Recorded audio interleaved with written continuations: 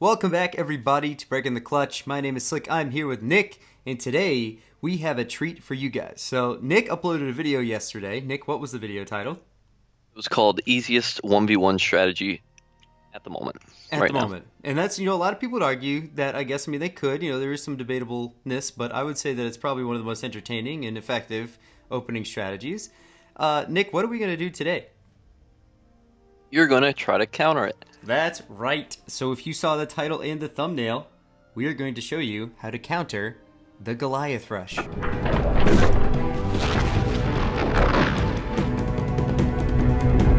the build, we want to go generator first and immediately send our Marines across the map, one for a scout and one to grab a mini base.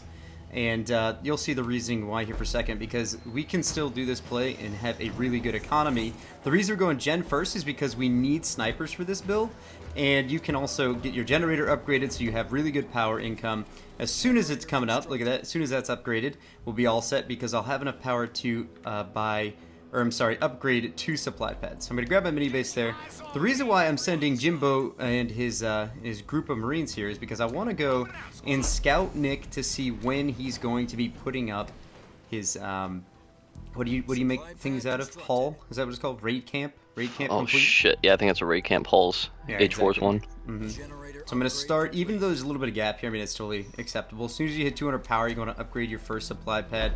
This mini base is going to come up, just in the nick of time, pun intended. I'm going to go over here. I'm going to try to steal some of that. Let's see if I can yoink some of his power. You can also, while you have your Marine back here, you want to also scout mini bases and things like that as well. And I didn't go raid there just because I really wanted to show you that you don't have to be Cutter to pull this build off. But I just got it. Who are you right now? Anders? I'm Cutter. Oh, you're still Cutter. Yeah, if I was Don't Anders, have to be Cutter. It'd be game over because I got shield turrets, so it's like, good luck. So we got let's see, so we're about to have our 5th building here started. The second that your 5th building is good to go, that's when you're going to want to start saving up for your first turret, because Nick, if he is the colony that I know he is, he will actually have his raid camp maybe halfway done right now, or actually nearly complete, if not complete. So what we really want to do is purchase our first turret at 300 supplies. I'm a little bit behind here. And then just make a bunch of Marines in between your turret production. So I'm also going to send this Marine who's over here to scout this. So Nick hasn't even made his 5th building yet, which is a good scout.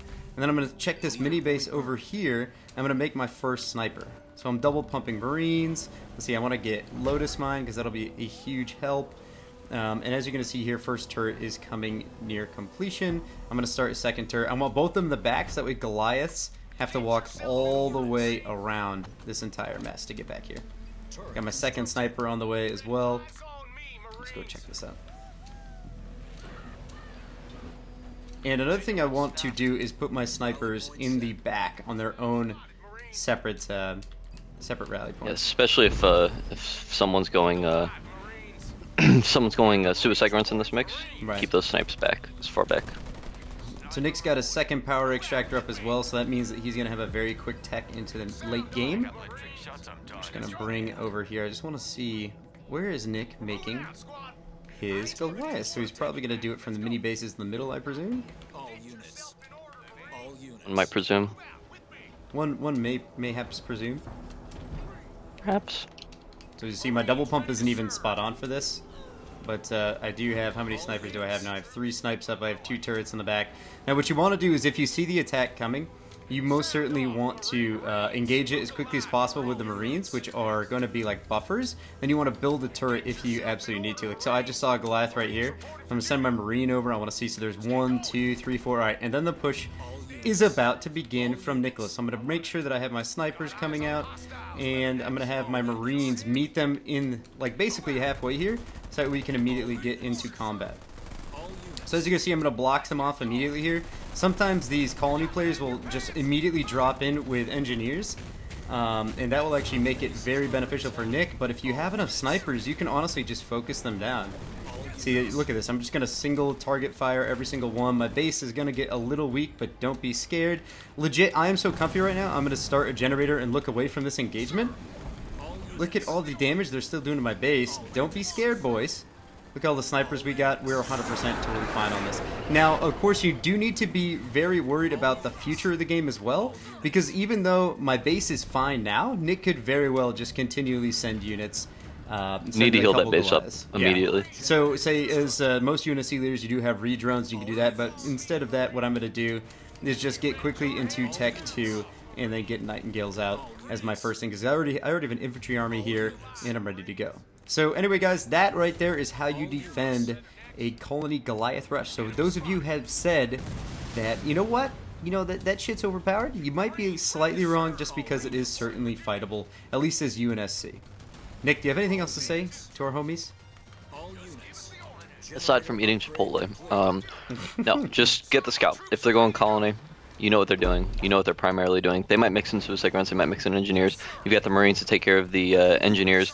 No problem there, so you don't have to worry about that. Suicide grunts, be a little cautious with that. Put your snipers behind the base as a buffer. Marines in the front. Marines are obviously super cheap to make, so don't worry about losing those guys. You lose your snipers, you're going to be in some trouble, though. Yeah, and especially a quick note as well that I thought of now is to consider the fact that if a colony player decides to opt in for an engineer play, like say without just the colony engineer swarm, like they have physical engineers and skitterers, take the 9 or 10 Marines you're going to have at the time of the engagement and immediately send them to target fire the engineers. The engineers will have the skitterers on them, they'll be strong, and it'll be incredibly tough. I shouldn't say incredibly tough, but it'll be much more tough to fight off. Just because those engineers, they're not the ones doing the damage to the base. It's actually just the Goliath, so it's a very difficult spot. But focus the engineers first. As soon as you kill the engineers, then you're looking absolutely fantastic going forward in the game.